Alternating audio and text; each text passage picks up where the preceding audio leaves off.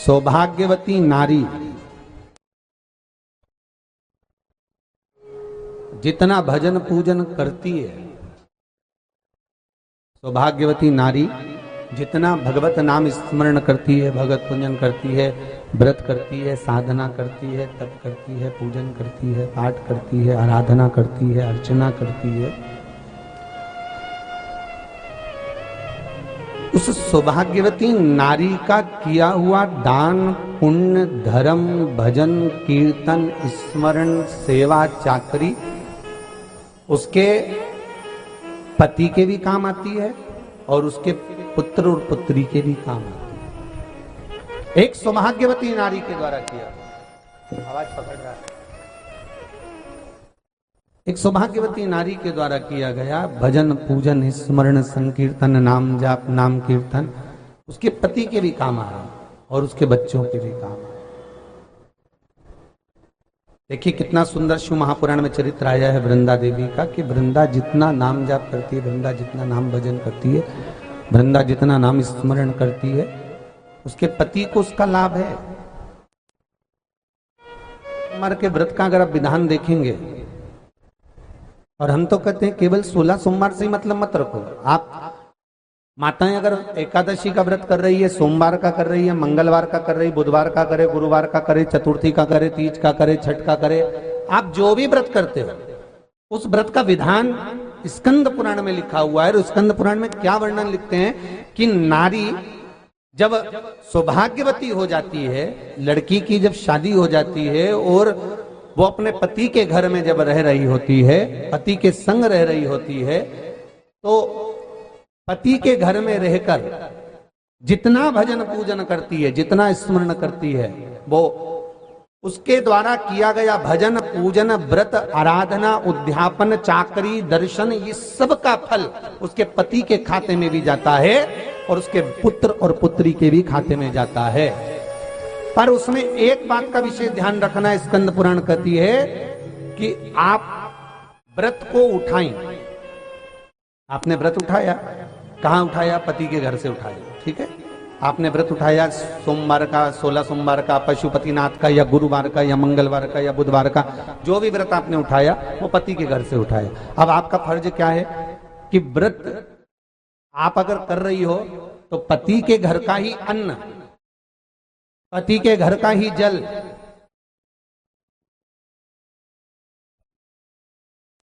पति के घर का ही सुख आनंद महाराज हमको प्राप्त हो।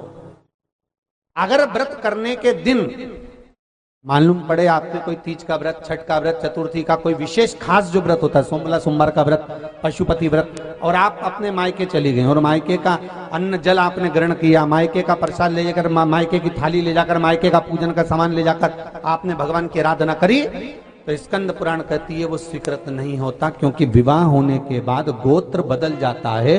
उस गोत्र का अन्न चाहिए, उस गोत्र का भाग चाहिए।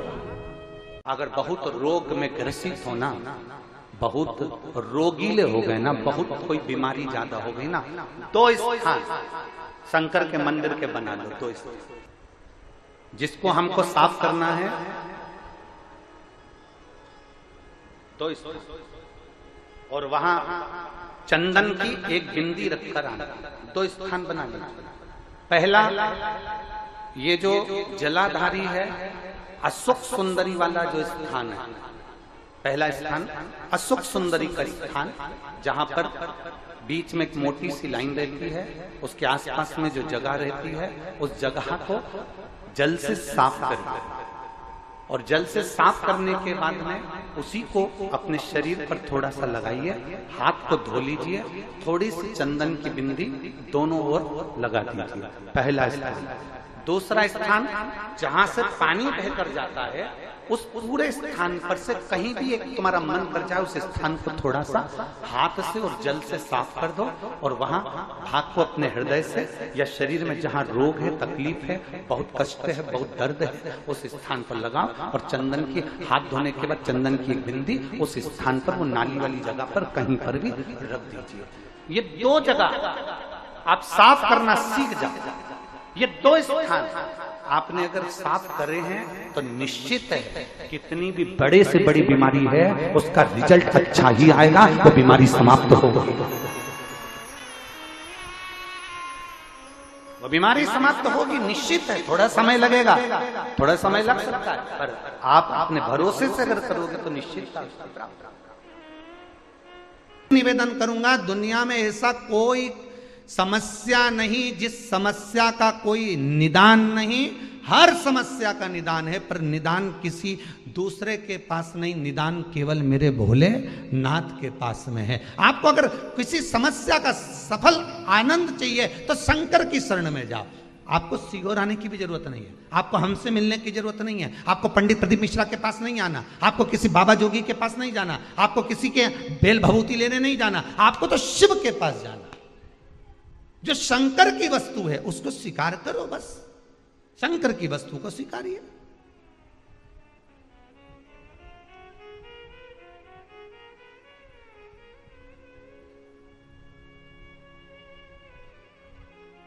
शंकर की वस्तु को स्वीकार करना चालू कर दीजिए।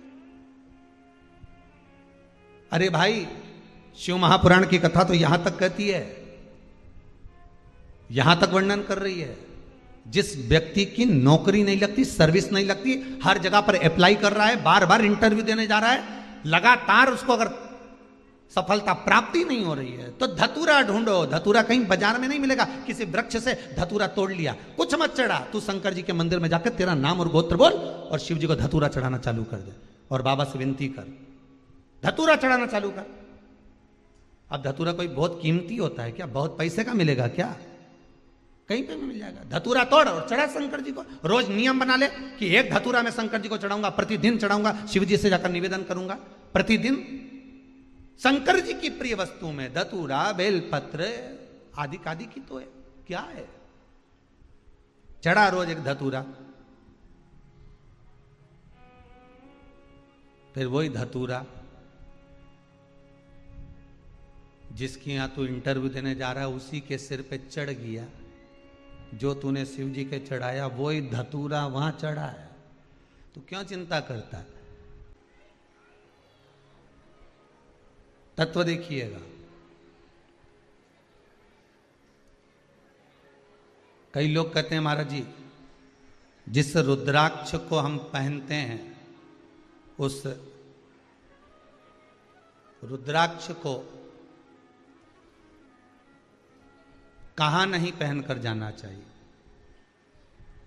5 स्थान बताएं जहां रुद्राक्ष पहनकर नहीं जाया जाता। कितने स्थान हैं? 5। और रुद्राक्ष को 5 स्थान पर पहनकर नहीं जाते, पर रुद्राक्ष के लिए वर्णन किया गया है कि रुद्राक्ष कब कब उतार कर उसको वापिस अभिमंत्रित करना चाहिए। 5 जगह पहनकर नहीं जाना चाहिए और रुद्राक्ष को अभिमंत्रित करना मतलब सीधा अमावस्या के दिन, पूर्णिमा के दिन, शिवरात्रि के दिन, श्रावण महीने के सोमवार को, प्रदोष के दिन,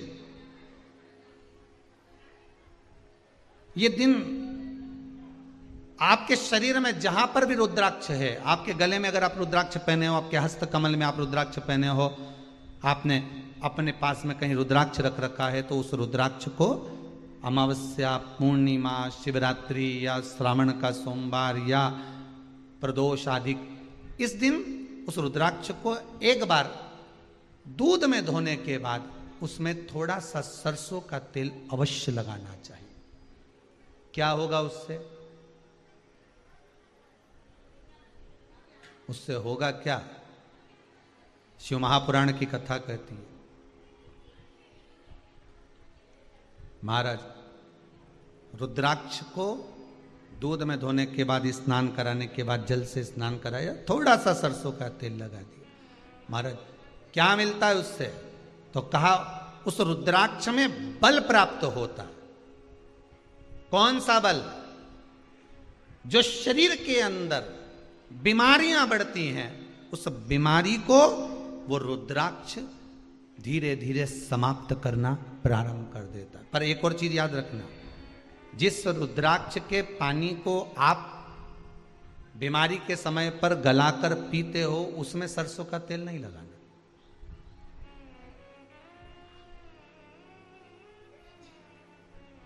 उसमें सरसों का तेल नहीं लगाना है।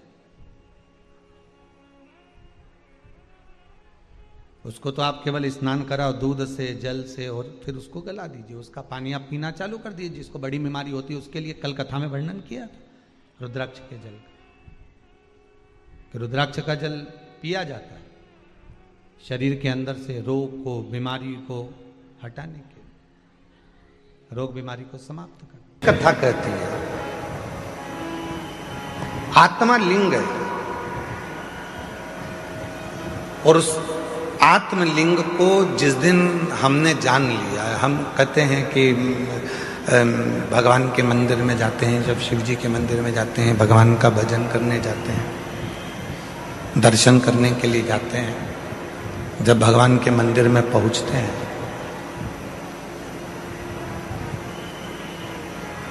क्यों कहते हैं कि लोग कि गुरुजी एक लोटा जल और सारी समस्या का हल, ऐसे कैसे हो सकता?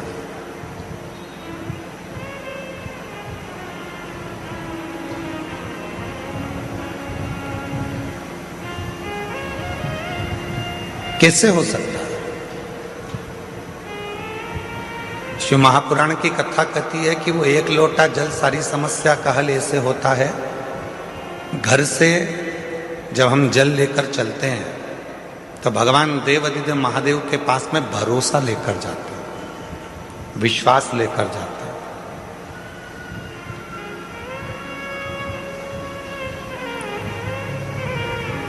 ये आत्मलिंग जब शिवलिंग के सामने जाता है, और आत्मलिंग और शिवलिंग के बीच में जो जल चढ़ाया जाता है, जो जल चढ़ता है, वो आत्मलिंग और शिवलिंग के विश्वास को, भरोसे को दृढ़ कर देता है।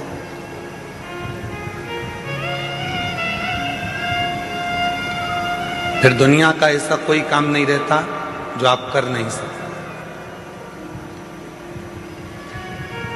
दुनिया का ऐसा कोई कार्य नहीं होगा जो आप कर नहीं पाओगे। फिर वो कार्य पूर्ण होता ही, वो कार्य सफल होता ही।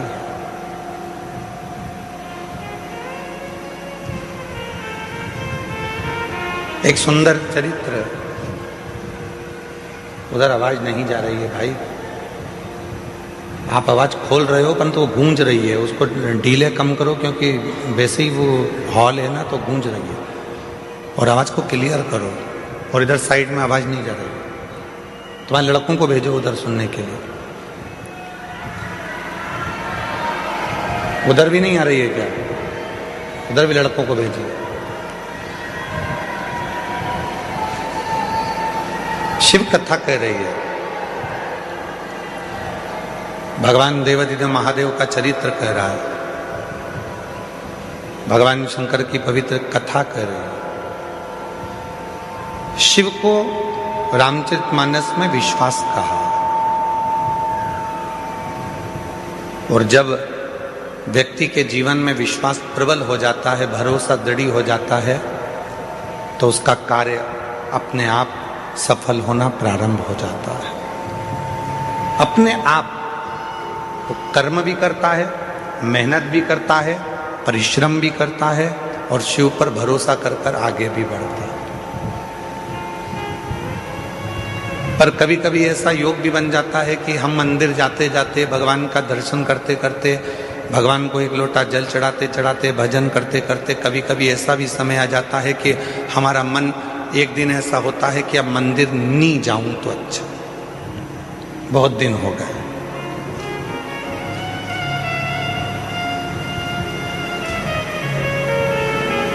रोज कथा सुनते हो,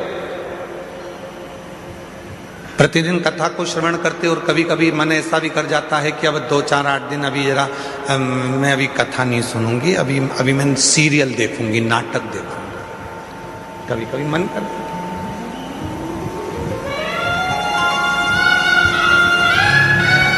रोज ही तो सुनते हैं, प्रतिदिन तो श्रवण करते हैं।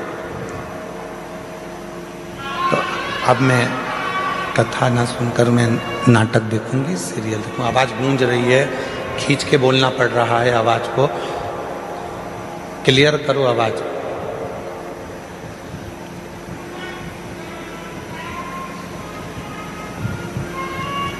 कभी कभी मन कर जाता है ऐसा कि अब मैं इतने दिन मैंने कथा सुन ली है, इतने दिन मैं मंदिर चली गई हूँ, इतने दिन मैंने सत्संग कर लिया, इतने दिन मैंने कीर्तन कर लिया, इतने दिन मैंने मंत्र जाप कर लिया, इतने दिन मैंने नाम जाप कर लिया है, अब मैं थोड़े दिन नहीं करूंगी। क्यों? कभी आपने विचार करा कि ऐसा मन में भाव क्यों आ जाता है, किस लिए आ जाता है? गुरु में और भगवान में एक बहुत बड़ा अंतर है। गुरु में और परमात्मा में एक बहुत बड़ा अंतर है। गुरु में और ईश्वर में एक बहुत बड़ा अंतर है। गुरु में और भगवान में एक बहुत बड़ा अंतर है। गुरु का काम है आपको मंदिर तक भेजना। गुरु का काम है आपके हाथ में माला पकड़ाना। गुरु का काम है आपको शंकर के मंदिर तक भेजना। गुरु का काम है आपको कथा तक भेजना। गुरु का काम है आपको भजन तक भेजना। गुरु का काम है आपको मंदिर तक भेजना। और परमात्मा का काम क्या है? भगवान का काम क्या है? बिल्कुल इसके विपरीत। गुरु क्या करेगा? माला पकड़ाएगा। भगवान क्या करेगा? माल पकड़ा के माला छुड़ा देगा। गुरु क्या करेगा? मंदिर पहुंचाएगा। भगवान क्या करेगा? मंदिर से दूर हटाएगा। भगवान क्या करेगा? तुम्हें मंदिर से दूर भगाएगा। क्यों? अगर यह मंदिर आता रहेगा तो मुझे देते रहना पड़ेगा, इसलिए इसको एक बार में इतना दे देता हूं कि ये व्यस्त हो जाएगा, इतना व्यस्त हो जाएगा कि मंदिर आना छोड़ देगा तो मैं इसको देना छोड़ दूंगा। और गुरु क्या कर रहा है? मंदिर जा। गुरु क्या कर रहा है? एक लोटा जल चढ़ा। गुरु क्या कर रहा है? माला पकड़। गुरु क्या कर रहा है? कथा सुनो, रोज सुनो, 15 मिनट सुनो, 5 मिनट सुनो, 10 मिनट सुनो, 15 मिनट सुनो, 20 मिनट सुनो, पर प्रतिदिन कथा सुनो, ये गुरु कह रहा है। और भगवान क्या कर रहा है? इसको आज ऐसी फिल्म में उलझाऊंगा कि आज की कथा पूरी इसकी छुड़ा दूंगा। कथा छूटी तो कहते हैं ना, तू बोला मैं चला, विक्रम बेताल। कथा छोड़ा।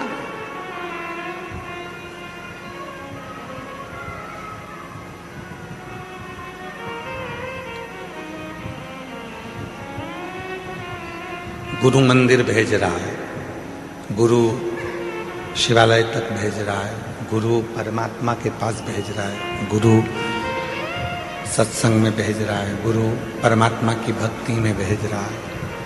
और परमात्मा मंदिर को छुड़ा रहे हैं, माला छुड़ा रहे हैं, सत्संग छुड़ा रहे हैं, भजन छुड़ा रहे हैं। अगर ये भजन करता रहेगा, सत्संग करता रहेगा, नाम जाप करता रहेगा, स्मरण करता रहेगा तो मुझे देते रहना पड़ेगा। वो छुड़ा रहा। पर मेरी जीजियों, मेरे जीजाओं, मेरी बेटियों, बेटाओं, मेरे बुजुर्ग माँ बाप, एक बात को याद रखना अपनी जिंदगी में, कितनी भी उलझन जिंदगी में आ जाए और कितनी भी दौलत जिंदगी में मिल जाए, आप शंकर भगवान के मंदिर जाना मत छोड़ना। वो तुम्हारी उलझन मिटाना नहीं छोड़ेगा। वो तुम्हें सुख भी देगा, आनंद भी देगा, खुशियां भी देगा, सारा वैभव भी देगा, सब कुछ प्रदान करेगा और तुम्हारे जीवन की सारे दुखों को, सारी तकलीफों को, सारे कष्टों को मिटा भी देगा। आप में से कई माताएं ऐसी बैठी हैं, कई भाई ऐसे बैठे हैं, कई बच्चे, कई बेटियां ऐसी बैठी हैं, जरा कथा को सुन रहे होंगे तो उनके स्मरण में आएगा ये बात। जितने लोग आस्था चैनल पर सुन रहे हैं वो भी ध्यान लगाकर सुनना, और जितने लोग फेसबुक यूट्यूब पर सुन रहे हैं वो भी ध्यान लगाकर सुनना। कई लोग ऐसे हैं जिनके अंदर नेगेटिवता आती है, नेगेटिवता मतलब घर में बैठी बैठी सोचती थी कहीं मेरे बेटे के साथ कोई एक्सीडेंट तो नहीं हो जाएगा, कहीं मेरे पति को कुछ हो तो नहीं जाएगा। घर से निकल रही है पति के साथ और निकलते समय तैयार होते होते मन में भाव उत्पन्न हो गया, कहीं हम जा रहे हैं और कहीं एक्सीडेंट हो गया तो, मेरा देवर गया उसके साथ ऐसा हो गया तो, मेरी देवरानी गई है उसके साथ ऐसा हो गया तो, ट्रेन से जा रही है तो ट्रेन में कुछ हो गया तो, गाड़ी से जा रही है तो गाड़ी में कुछ हो गया तो, मोटरसाइकिल से गया तो मोटरसाइकिल में कुछ हो गया तो, रात्रि को सो रही है तो भी उसके अंदर नेगेटिविटी है। और ऐसे कई लोग हैं, भले नादगांव में भले ना होंगे, हम नहीं जानते, पर ऐसे कई लोग हैं, कई लड़के हैं, कई लड़कियां हैं, कई बेटे हैं, कई बेटियां हैं, कई बहुएं हैं, कई सास हैं, कई ससुर हैं, कई माता है, कई पिता, कई पुरुषों के मन में आ जाता है मैं फसल बो रहा हूं और मुझे ऐसा लग रहा है कि बिल्कुल नहीं होगी, अब की बार तो पीक आएगी नहीं, अब की बार तो ऐसा हो गया। नेगेटिव मंदिर में बैठी है तो भी नेगेटिव आ रही है, उसको लग रहा है कि कुछ गंदा, उसको गंदा समझ में आ रहा है, उसको लग रहा है कि कुछ गंदा है। पूजन करने बैठी है, देवी जी की आराधना कर रही है, भगवान की भक्ति कर रही है और उसके चित्त वृत्ति में कुछ गंदा आ रहा है, कुछ गंदे विचार आ रहे हैं, गंदी सोच आ रही है।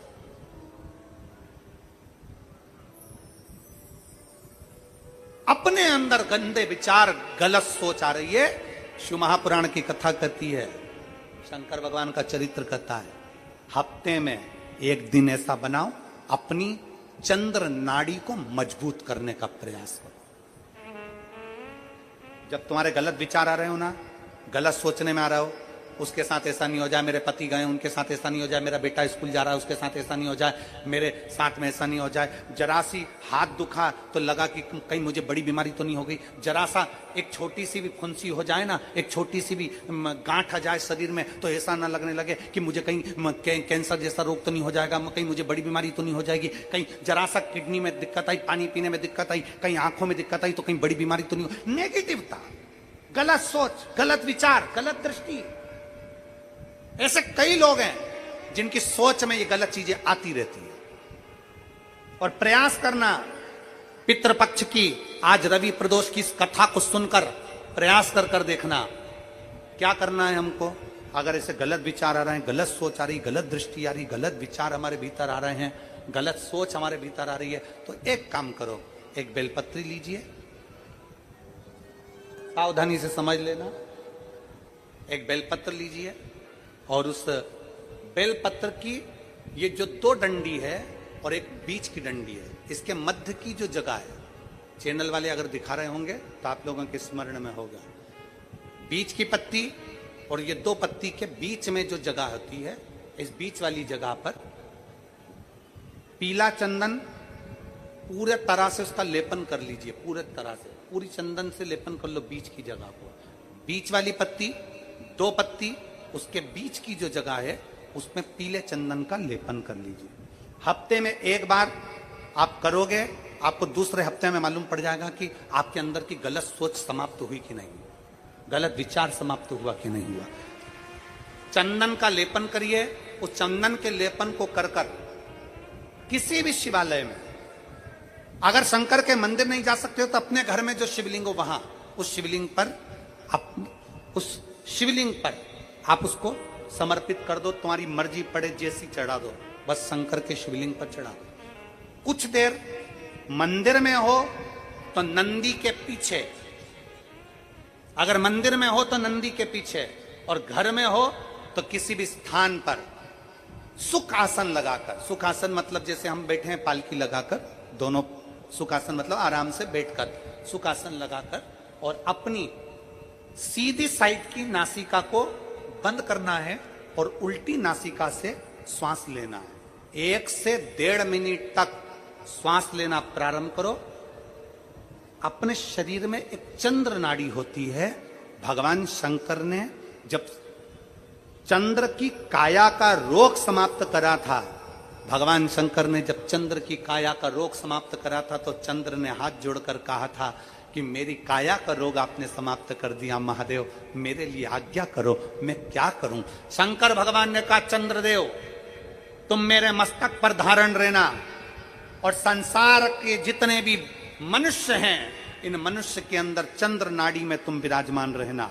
सुनो चंद्रदेव, जब मनुष्य गलत विचार करे, गलत सोच करे, गलत दृष्टि रखे, उस समय पर अगर तुम्हारी चंद्र नाड़ी प्रबल हो जाए तो उसकी बुद्धि में से गलत विचार समाप्त हो जाए, गलत विचार समाप्त हो। एक बेलपत्र लेना है, बीच वाली जगह में चंदन लगाकर शंकर जी को समर्पित करना है। घर हो, मंदिर हो, कम से कम 1.5 से 2 मिनट तक नासिका को बंद कर कर सीधे साइड की नासिका को बंद करना है, उल्टे साइड की नासिका से ही श्वास लेना है और छोड़ना है, फिर लेना है, फिर छोड़ना है, फिर लेना है, फिर छोड़ना है। 1.5 मिनट 2 मिनट तक आप करते रहिए एक ही नासिका। इस नासिका को बंद ही रखना है, राइट को, लेफ्ट को खोल कर रखिए और उसमें चंद्र नाड़ी जब हमारी प्रबल हो जाएगी, 3 दिन के अंदर गलत सोच आना बंद हो जाएगी, गलत विचार आना बंद। गंदा दिख रहा है, गंदा सोच रहे हैं, बेटा कॉलेज गया तो मन में आ गया, विचार में आ गया मेरे बेटे के साथ कुछ ना हो जाए, बेटी कहीं गई है तो गलत विचार आ गया, पति कहीं गया तो गलत विचार आ गया, अपन कहीं जा रहे हैं तो गलत विचार आ गया, हाथ दुख रहा है तो ऐसा लगने लगा कि शरीर में कोई बीमारी आ गई, जैसे ही शरीर में मुख में स्वाद नहीं आ रहा तो ऐसा लगा कि मेरे को बड़ी बीमारी हो गई, थोड़ी सी गठान हो गई तो मन में आया कहीं कैंसर जैसा रोग ना हो गया। गलत विचार, गलत सोच, गलत दृष्टि। आज के जमाने में हर व्यक्ति गलत सोच को अपनी बुद्धि में भर रहा है, उसका कारण है उसकी चंद्र नाड़ी प्रबल नहीं हो पा रही है। चंद्र नाड़ी को सक्रिय करने का प्रयास करिए। जब सक्रिय कैसे करेंगे? हमारी सीधी नासिका को हम बंद करेंगे, उल्टी नासिका से ही श्वास लेंगे। 1 से 1.5 मिनट 2 मिनट तक आप प्रतिदिन करना प्रारंभ करिए। 5 दिन 4 दिन 3 दिन के अंदर गलत सोच आना बंद हो जाएगी और आप अपने वापिस स्वस्थ हो जाओ। चंद्र नाड़ी को प्रबल करिए। जितने आस्था चैनल पर कथा सुन रहे हो, जितने फेसबुक और यूट्यूब पर सुन रहे हो, बहुत सावधानी से सुनना। पंचमी कौन सी तिथि? पंचमी, चाहे वो शुक्ल पक्ष की हो, चाहे वो कृष्ण पक्ष की। शिव महापुराण की कथा कहती है आपको सुख अनुभव हो जाएगा। जिंदगी में कभी संपदा कम नहीं हो सकती, संपदा बढ़ती चली जाती है। संपदा घट नहीं सकती, बढ़ेगी और घटेगी, कष्ट नहीं आ सकता, रोग बीमारी तकलीफ नहीं आ सकती। आपके लिए तो लाभदायक है, समझ लो ये कथा। शास्त्र कहता है कि जिसके घर में संपदा की कमी हो, पैसा आ ही नहीं रहा हो, सब पर उलझ गया हो, बहुत टेंशन चल रहा हो, पंचमी तिथि के दिन गन्ने का रस, गन्ने का रस जानते हो? ईख का रस, गन्ने का रस तुलसी जी के क्यारे में हाथ में लेकर 7 बार अपना नाम और गोत्र बोलकर छोड़ दो। जिंदगी में 3 साल में तो करोड़पति बनकर बैठ जाओगे, कभी लक्ष्मी की कमी नहीं आ सकती। तैयारी में बैठे रहोगे कि फिर पंचमी तिथि आए। हमारे यहाँ सांपों की पूजन कौन से दिन होती है, कौन सी तिथि में करते हैं? जम के बोलो जरा। नाग पंचमी। नाग पंचमी का मतलब क्या है? सांपों की पूजन करो। नाग पंचमी का मतलब होता है शंकर जी के मंदिर में जाकर 1 लोटा जल समर्पित कर दो। उसका कारण क्या है कि हमारे परिवार में, हमारे कुटुंब में, परिवार में कोई 7 पीढ़ी के अंतर्गत भी अगर कोई जीव तड़प रहा होता है, पड़ा हुआ होता है, उसकी मुक्ति नहीं होती है, तो पंचमी का चढ़ा हुआ जल उस जीव को प्राप्त हो जाता है और वो जीव तर जाता है, उसका फिर जन्म नहीं होता, वो तर। श्री शिवाय नमस्तुभ्यम। मेरे चैनल को सब्सक्राइब करें, बेल आइकन प्रेस करें, जिससे कि आपको लेटेस्ट वीडियो की नोटिफिकेशन मिल जाएगी।